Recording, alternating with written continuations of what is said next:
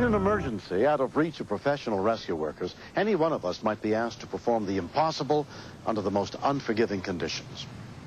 We begin on January 26, 1994, as Frank Hartnett was escorting his 73-year-old mother, Sally, on a flight from Connecticut to her winter home in Florida.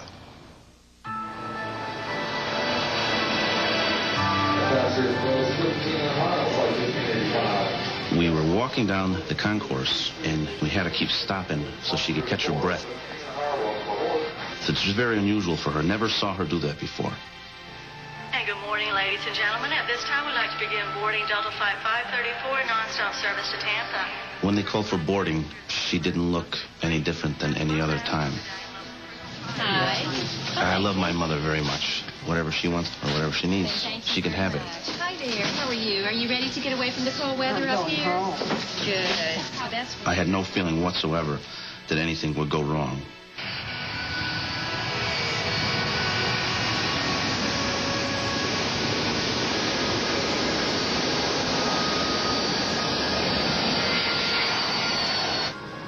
Excuse me, watch your elbow. My mother said, "Can I get a drink of Watch water?" your elbow. Excuse me, ma'am. Can I Yes, have some sir. water? You sure may. She's feeling kind of warm. She said, "I've just taken nitro. I need oxygen." There you go, sir. And as I handed her the cup, she dropped it. And she said, "I need oxygen." And that was the last thing she said. Sir, is everything okay? Jeanette McClarty was one of the flight attendants. He told me that she had taken a nitro pill, which immediately alerted me to the fact that she obviously had some heart problem.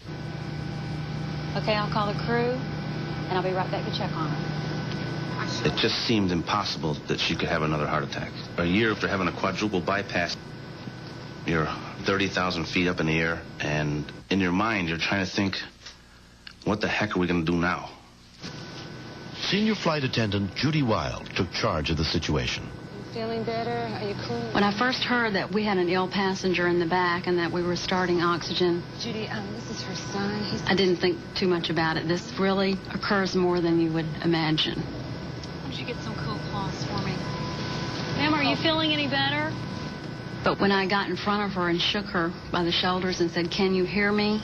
I got no response. Can you hear me? And I thought, uh-oh, she's in trouble. I immediately started trying to find a pulse. I did not find one. Hear me? Page for Dr. Jeanette. I knew if I didn't have someone to help me, that the other flight attendants and I would have to do the best that we could do. When we continue, You're totally, absolutely helpless. The plane is just so, it got smaller and smaller and smaller.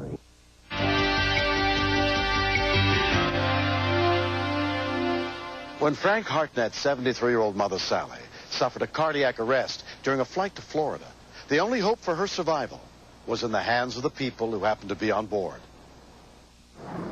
May I have your attention, please? If there is a doctor, nurse, or paramedic on board, will you please contact your flight attendant? Thank you. This guy came out of nowhere, I'm a doctor. and if he didn't come from heaven, nobody did. I'm getting no response here. I can't find a pulse. Excuse me. Dr. Tom Candell, an internist, happened to be on the flight. She was pale and clammy. She was not breathing on her own, and she had no pulse. This passenger was clinically dead. We told the captain that he had to land the airplane. But the plane was 30 minutes from the nearest airport.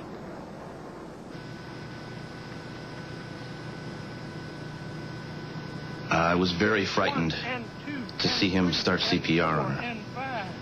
I was very afraid she was going to die. My father had died about 2 years ago, and I kept thinking, I really don't want to go through this again. It's too soon. 1 and 2 and 3. He said, "I'm afraid I'm going to break her bones because she is older and very fragile." So I said to him, the alternative is unacceptable. If you have to break the bones, break the bones. And he started working harder. 3 and 4 and 5. Breathe. 1 and 2 and 3 and At 4 the end, about 10 minutes, for the first time, I thought I had a pulse. Just a little pause. Have you got a stethoscope or blood pressure cuff or anything? I do. Unfortunately, after that first attempt, we lost the pulse, and we had to resume the CPR. He knew that her chances were not as good after we had lost her after the first comeback. And I remember whispering into Judy Wild's ear, I think we're going to lose her. I don't think she's going to make it. 1 and 2 and 3 and 4. The crew called Carol and said, can we make it to Atlanta? And I said no. We knew that we were doing all that we possibly could do with the limited supplies that we had on board. It was very important for us to land as quickly as possible. New York Center, Delta 584. We are declaring a medical emergency at this time. We'd like to divert to Philadelphia. It had been nearly 20 minutes since Sally's cardiac arrest. I'm getting a slight pulse. We got a second pulse, and I listened closely. Sure enough, there was a heartbeat going on, but she was not breathing on her own. She's arrhythmic. I think we're losing her again. It was frustrating to see that she wasn't responding. Even in the best of hands, CPR could only give between 20 to 30% of the actual cardiac output. Even more frustrating was realizing that the man that was standing over my shoulder and looking down was the son of this passenger, and he was witnessing the demise of his own mother. 1 and 2 and 3. You're totally, absolutely helpless. The plane is just so, it got smaller and smaller and smaller. You just didn't know, there was nowhere to go. Man, you're stuck. You're right there. 1 and 2 and 3 and 4 and 5. We kept working on the patient, probably another 5 to 10 minutes. And as we were coming into Philadelphia, the patient all of a sudden, for the first spontaneous time, took a deep breath on her own. 2 and 3. Is she moaning? I'm hearing her. We're getting her back. I thought she's going to make it if we can just get on the ground and let the paramedics do what they can do for her. Ladies and gentlemen, we'll be making an unscheduled emergency landing, so we may take care of the passenger that has become ill. Once we landed, the paramedics came on board quickly. And as he was sticking in the angiocath to start the IV, Sally grunted, and I said, do you feel that, Sally? Do you feel the pain? And Sally shook her head. And I said, Sally, you're feeling the pain because you're alive.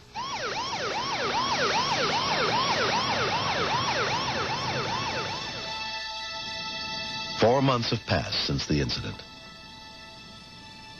I can feel my strength returning day by day, but a very slow process. They determined that my mother has an extreme allergic reaction to nitro. So when she put the pill in her mouth in the plane, it bottomed her blood pressure out so far that it killed her. It was the first time that I had ever taken nitroglycerin. I threw the pills out. I'll never take another one. So what happens, happens. It would be foolish for one to say, don't take nitroglycerin because it might have a side effect. But when people take any drug, whether it be nitroglycerin or aspirins or any combination of drugs, people should be cautious. Recently, Sally Hartnett finally got the chance to meet Dr. Kandel. Good to see you. Oh, thank God for you.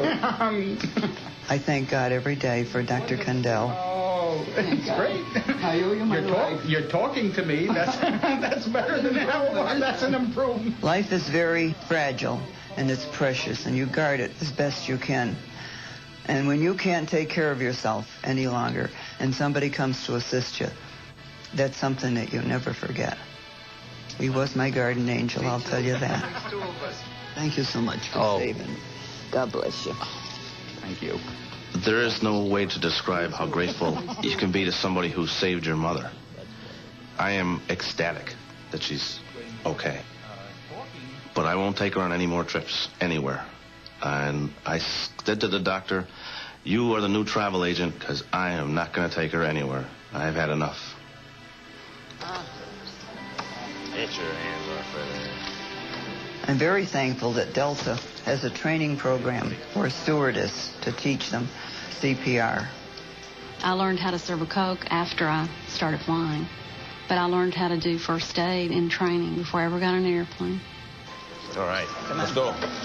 I want Sally to know that being a factor bringing her back was a very gratifying feeling. Not for me as a physician, but for me as a fellow human being. And I'm glad that she's there and she's able to give love to her family and receive love from her family.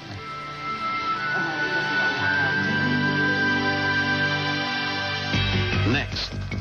Usually I'd say, now look both ways before you cross the road, but for some reason or other I just didn't say it that time.